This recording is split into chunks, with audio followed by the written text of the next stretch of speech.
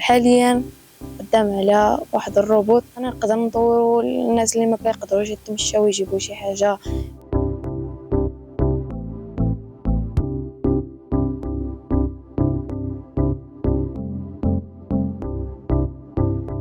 السلام عليكم، اسمي امين اخباش من دوار تفسا منطقه اوريكا. الهوايه ديالي الاختراع، كنقرا في الاولى اعدادي.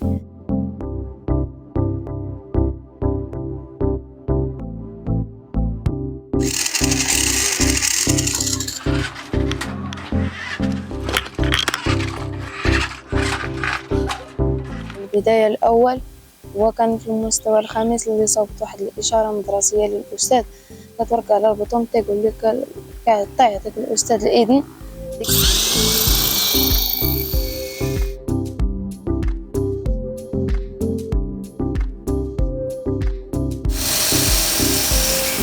وصوبت واحد الجهاز اخر لدراسه الزلازل، اللي داز الزلزال كيقولوا الناس راه كاينين ارتدادات. اخترعت عاوتاني واحد السياره اللي كتخدم بالطاقه الشمسيه، عباره عن واحد النموذج صغير.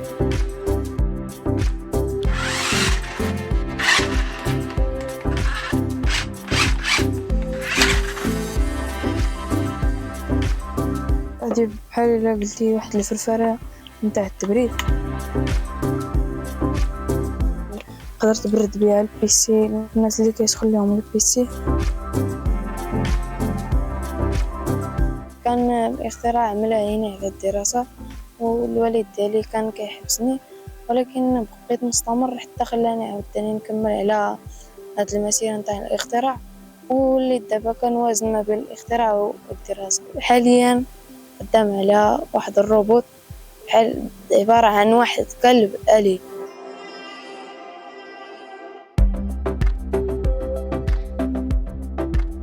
شحال بديت فيه، ولكن ما توفقتش فيه، وعاوتاني رجعت ليه دابا هاد يومين هادي باقي كنصاوب فيه، كنبقى باقي خدام غير مع هاد البرنامج. انا نقدر نطورو الناس اللي ما كيقدروش يتمشاو ويجيبوا شي حاجه، يمشي يجيبها ليهم، اي حاجه يقولوا عليه خصهم يمشي يجيبها.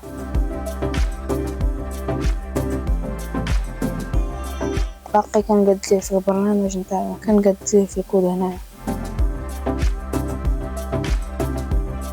القياس اللي كنجيبهم من المتلاشيات نتاع السوق الاسبوعي يوم الاثنين. كنمشي دائما كنشوف شي حاجه عجبتني باغي نخدم بها شي مشروع، كنمشي كنجيبها.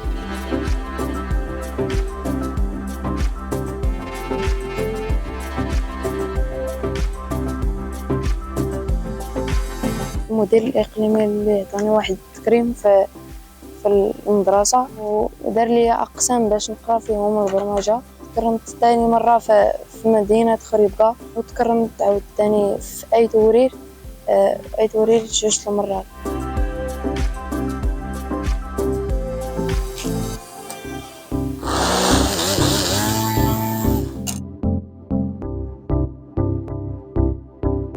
كنصح الشباب اللي بحال في العمر ديالي يبعدوا على الالعاب الالكترونيه اللي كدير الوقت بزاف، ويدخلوا في شي مجال اللي باش ينفع بهم البلاد ديالي.